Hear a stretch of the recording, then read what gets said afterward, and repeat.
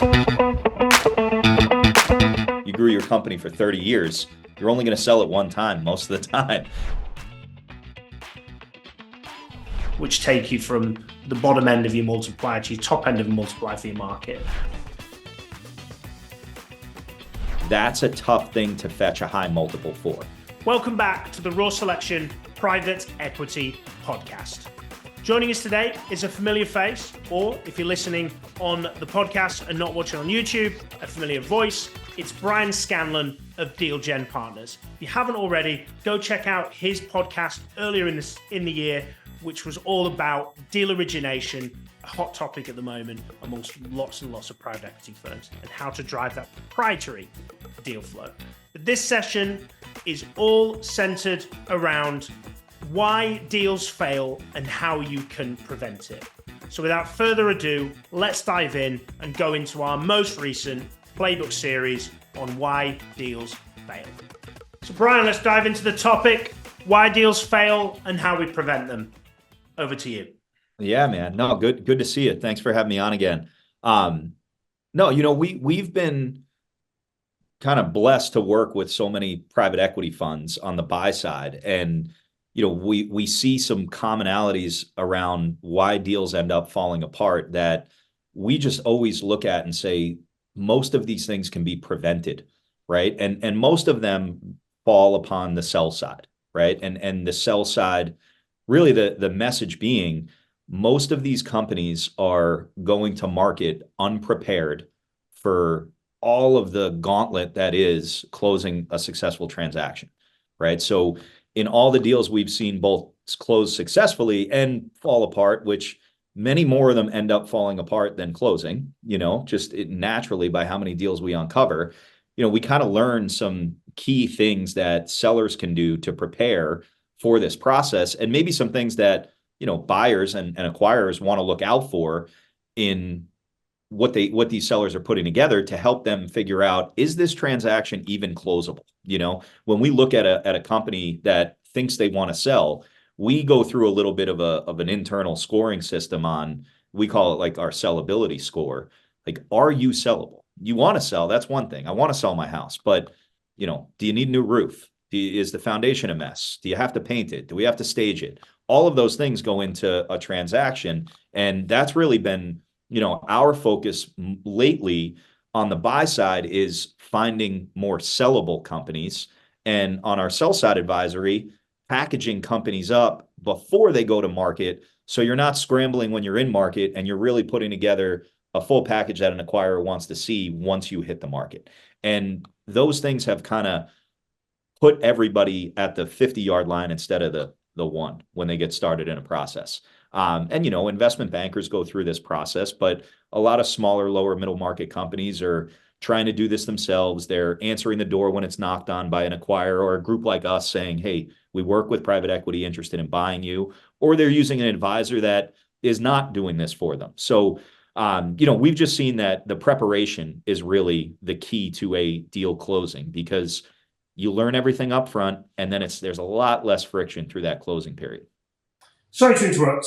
Just a quick mention of our long-standing partnership with Grata.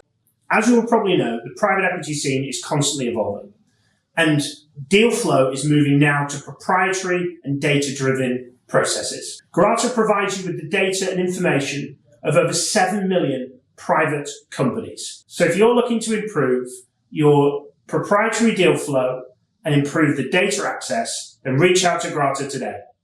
Now back to the podcast.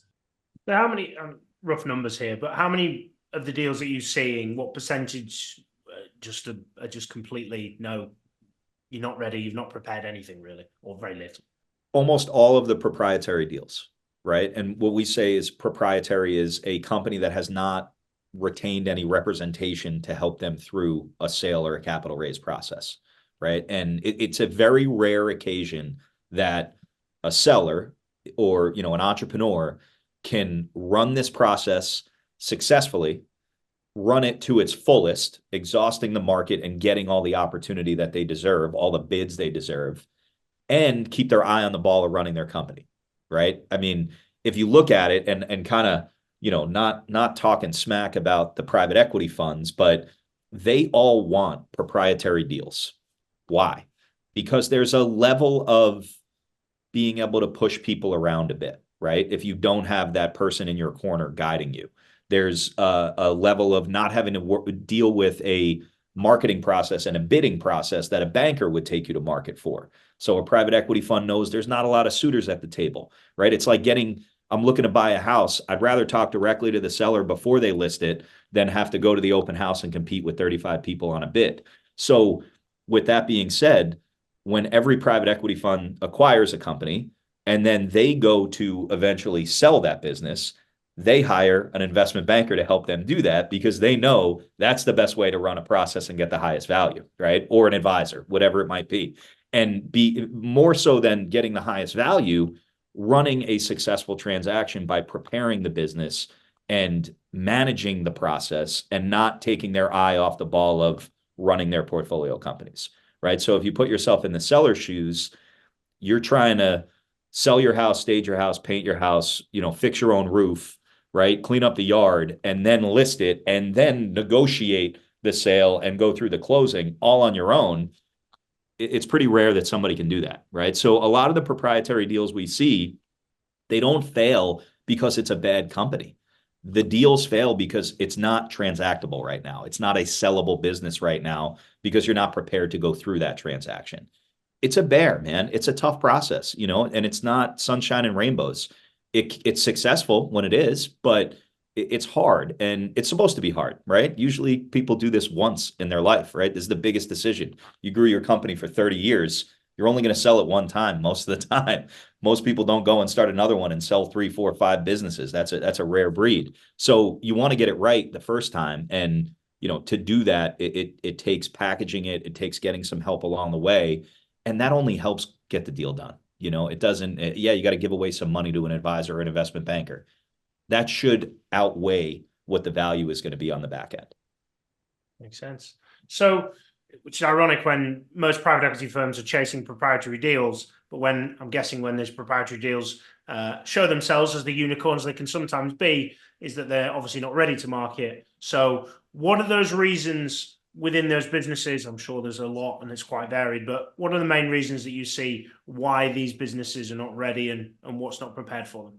Yeah. I mean, first and foremost is preparing your financials and presenting them in an accurate fashion, right? So Axial, the M&A platform, they do a great job. They put out a ton of great content.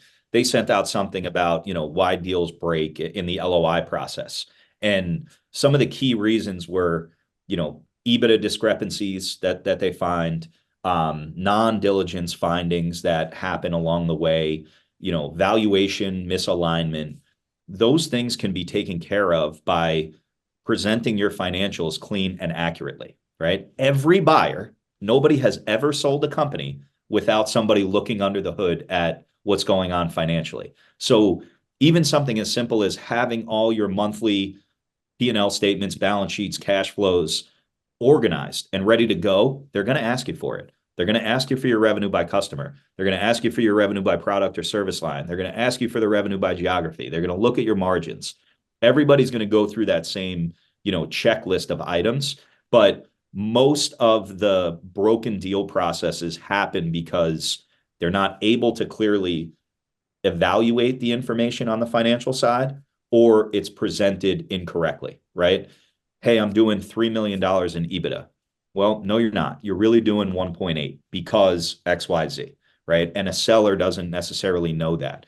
The amount of companies we come across that don't even know their numbers it's alarming, and I mean, as a business owner now, maybe we've learned from going through this process, but you got to know where your company stands financially. You don't have to have the nitty gritty on every transaction, but you should be able to say in 2023, we did this much revenue, this much gross margin, this much EBITDA, right? And being able to present that cleanly, that takes care of anything they're going to figure out down the line, right? Like I keep using the house analogy, but if you need a new roof, when the home inspector comes in, they're going to figure that out, right? So be upfront about it. Hey, we had a one-time cost for a legal fee to settle a workman's comp complaint, issue in 2022. It was $800,000.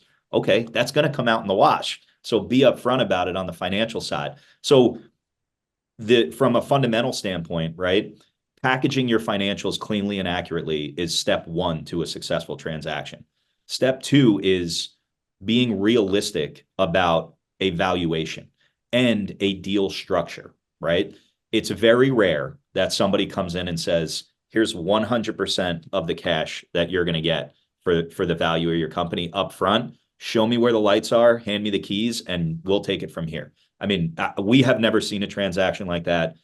Every transaction is usually structured in some way, right? And that structure is typically a cash at close, a component of some kind of earnout, right? You have to hit these metrics to recoup the next percentage of money we're going to give you. And then some transactions have an equity rollover into the parent company, right? If you're being acquired by a bigger entity, they might say, hey, why don't you roll some equity into our parent company because we're going to exit this in 5 years and you're going to make 5x on that equity roll. So having an idea of what you're worth before going to market is going to save you a heck of a lot of time, because most people don't realize the baby's not as pretty as you think it is, right? And they also don't understand market trends. You can look at reports and say, oh yeah, there's a 10x valuation on ARR for software companies. Well, that's public companies doing $200+ million in revenue, not 12 million ARR small businesses owned by 3 people that are growing steadily year over year. So you can get macro information, but you really need to have somebody that guides you along with, well, how does your company in particular fit in a valuation and a deal structure? And the companies we see that at least have their financials packaged, have an idea of what they want to do through a transaction, and are clear and upfront with buyers about what their goals are and what they're looking for, those tend to transition through the process in a much more frictionless way.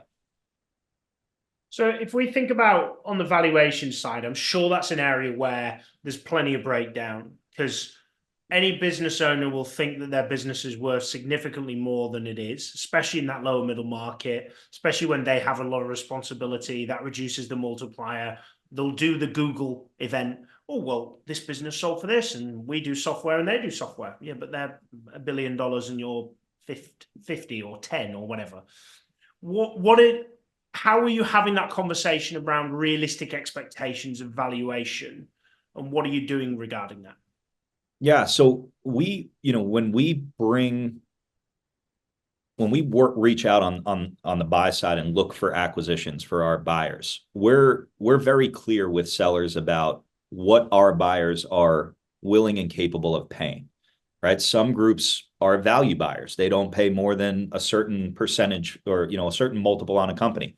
Some groups will pay bigger than that because they just want to acquire this for some specific reason. So it really depends on who the acquirer is and why they want to acquire you, in conjunction with what is the real value of your company, right? So I'll give you an example. We have a deal we're working on right now.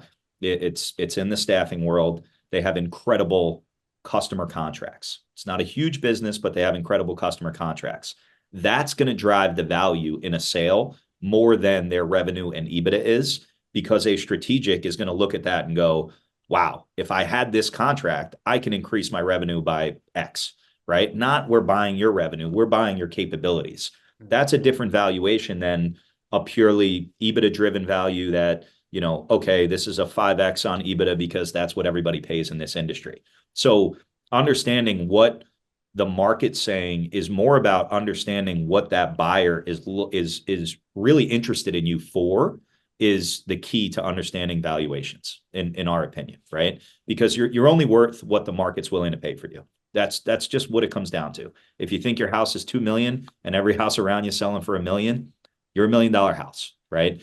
But maybe somebody sees 1.1 million in value because they like the acreage, or they like the square footage, or there's certain differences for each person. I want to build an in-law apartment. Okay, this house has the bones already. I might overpay for it knowing that's what I'm going to do, or I'm going to flip the house, things like that. So the valuation it's tough to say, hey, every company in this industry with this EBITDA is worth this type of multiple.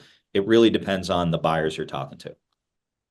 You mentioned the multiplier expander, as I like to refer to it as, when you have, key information, key data, key contracts, X, Y, and Z, which take you from the bottom end of your multiplier to your top end of a multiplier for your market.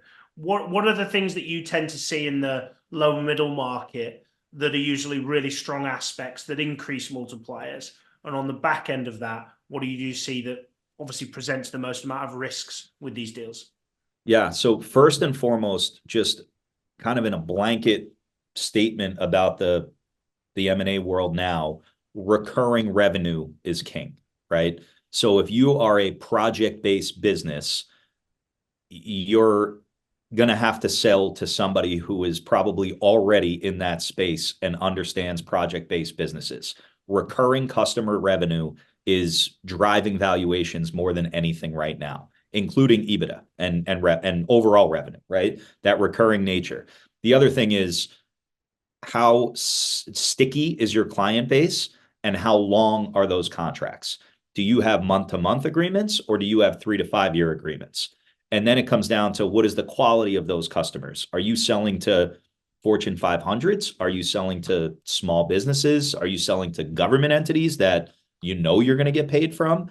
So, retention metrics on the customer side and recurring revenue nature are kind of the two things right now that everybody is on the lookout for, right? Do you have great customers? Do they stick around? And does your revenue recur? If you're constantly fighting for new business every day, you have to go win a new account in order to win new revenue.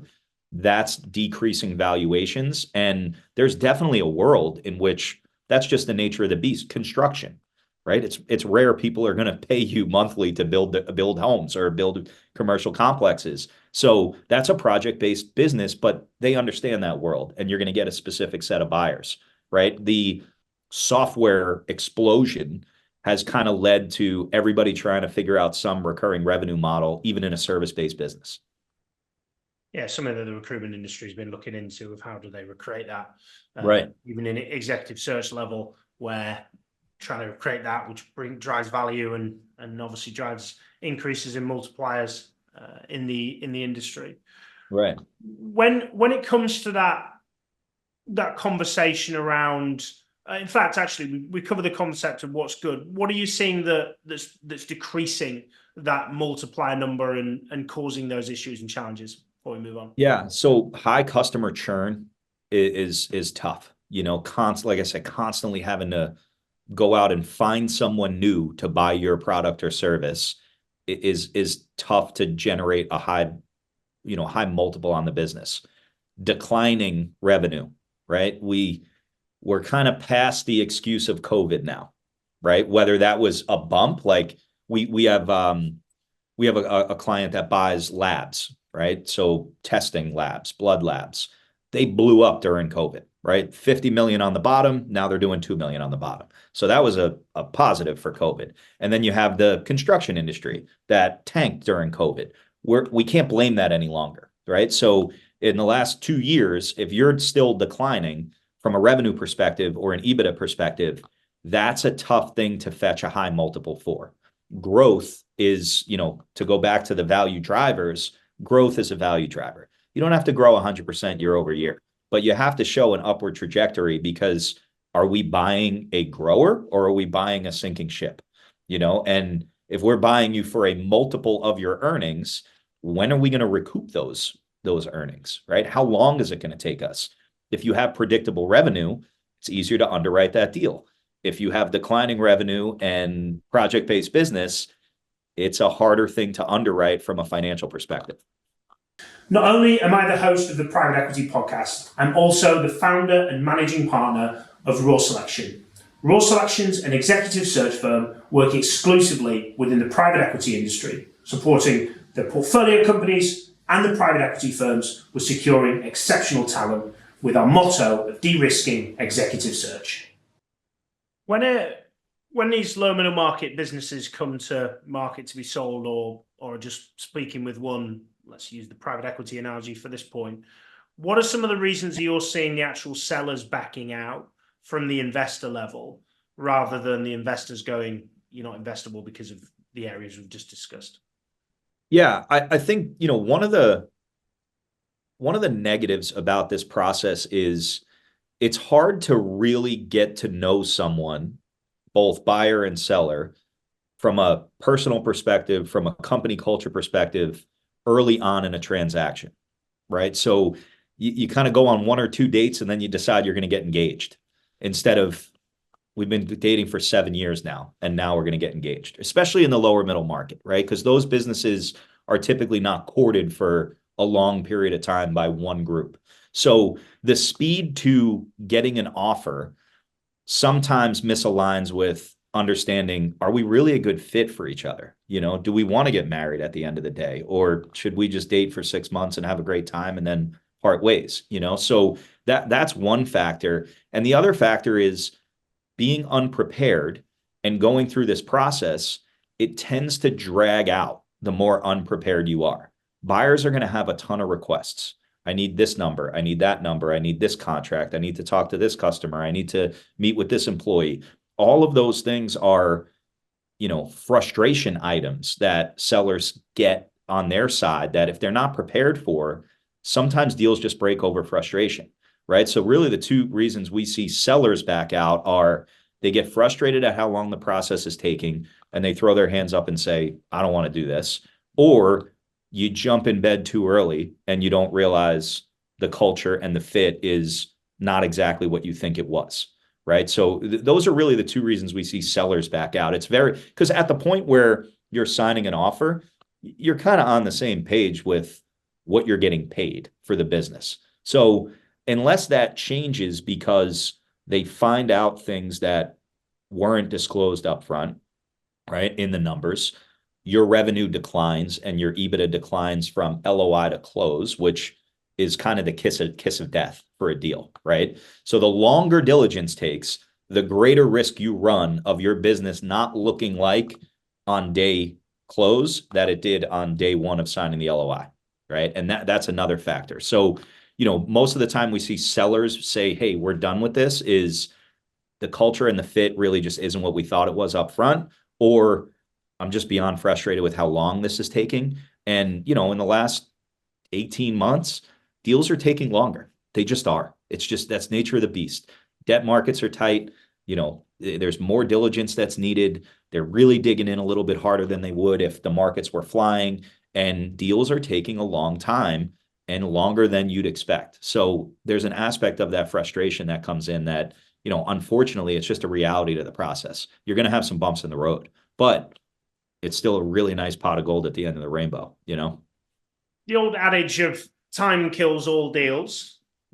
And you're mentioning it there, what are the typical timelines you're seeing from an LOI perspective? When it goes over that, it's likely to be broken. If you see any kind of figures like that, what's your perspective on it? Yeah, so there's no more true saying than time kills all deals, right? And it's for different reasons, right? So I just put something on LinkedIn about this, and it actually, like, a lot of people ended up, reaching out about it and saying, hey, this is really good. But, on the front end, time can kill the deal if you as the seller are not delivering what a buyer needs to evaluate your company in a timely fashion, right? We've had deals where we're going through one right now. We're on day 40 something of just getting the P&L exports from the business. Eventually, our buyer is going to say, there's a prettier girl at the bar and I'm going to go talk to her now, and you're just not worth our time. They're seeing 1,000, 2,000, 3,000 plus deals a year. If you're not communicative, that's usually an indication of you're not sellable. And how are we going to work together when we buy you if you can't communicate now? We're getting married and you're not answering my phone calls. That's a tough thing. So sellers taking a long time to communicate.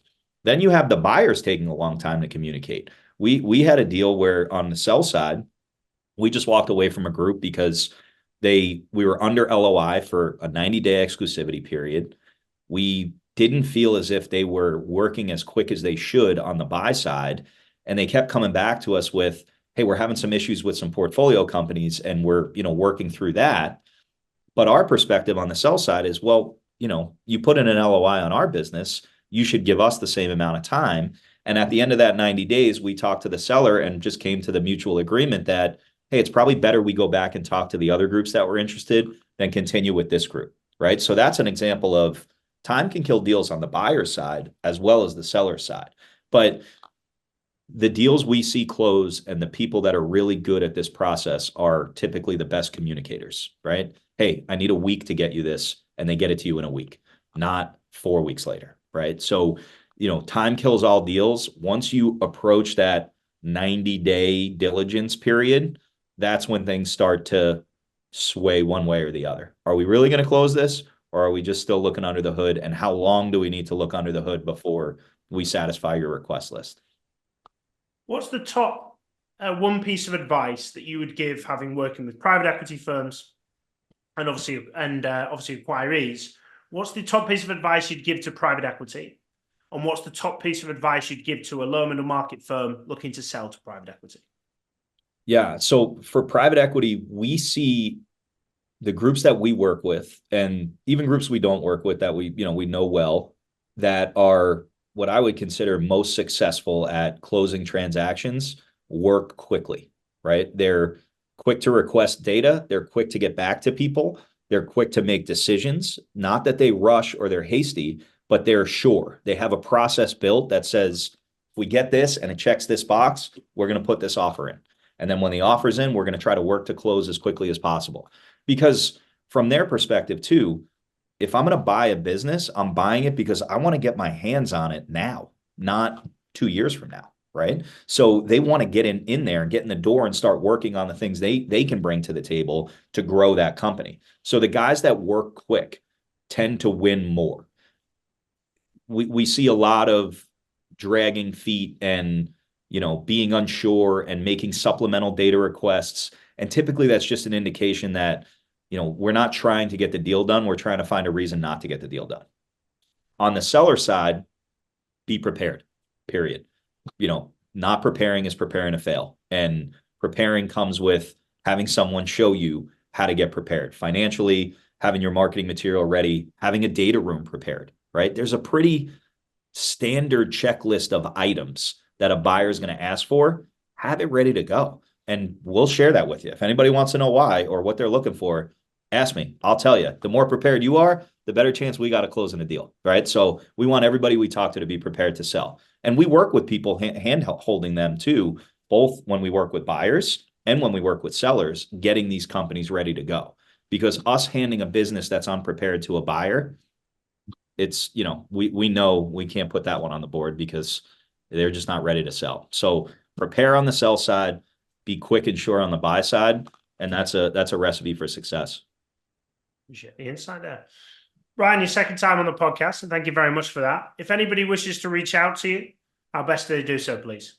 Yeah, Brian, Brian, at dealgenpartners.com. I'm pretty active on LinkedIn. Shoot me an email. I get back to people probably too quickly. We're almost too available. So if anybody wants to reach out on the sell side, on the buy side, we're big on giving value. And that's just, we're trying to make everybody more prepared to go through these transactions because, selfishly it helps us, right? But more importantly, if we can help somebody succeed, it's a nice thing. So yeah, shoot me an email, hit me up on LinkedIn. Always happy to talk.